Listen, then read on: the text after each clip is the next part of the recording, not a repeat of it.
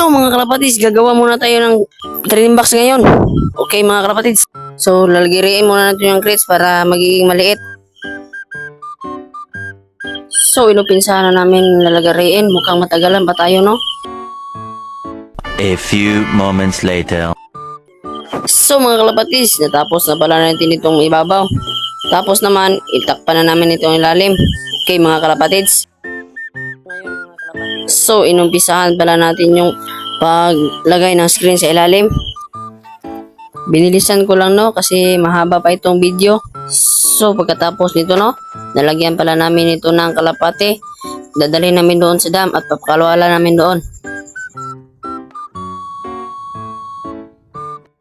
So mga kalapatids, sumilip muna tayo sa loft ni EJ.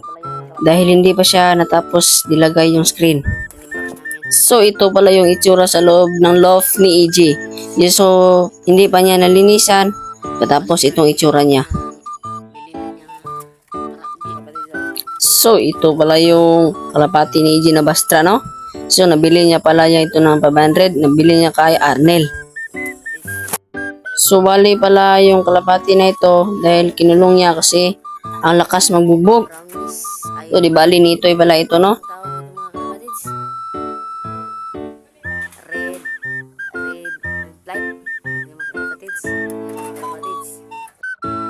Bali, tapos na pala nilagyan ng screen ni EJ yung ibaba. Ngayon, sa ibabaw na naman, nalagyan muna namin ng plywood. Mamaya, pupunta na kami sa dam. Doon na kami magpapawala ng mga kalapate. Abangan nyo.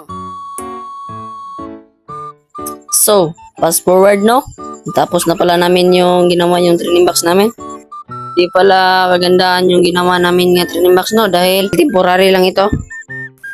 At so mga kalapatids, ay pakakawalan na natin, no? Saan mo na, saan pa ng iba?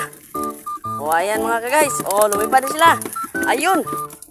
Ayun mga guys. Ayun. Murunda sila. Ayun. Ayun. Rumurunda sila mga guys. O mga kalapatids. O ayun. Rumurunda sila mga kalapatids. Ayun sila mga kalapatids. O napansin nyo naman. Ayun sila. Ano? So mga kalapatids, yan lang po. So, lugi pala ako, no? Siya nagbisikleta at ako naman ay naglalakad lang.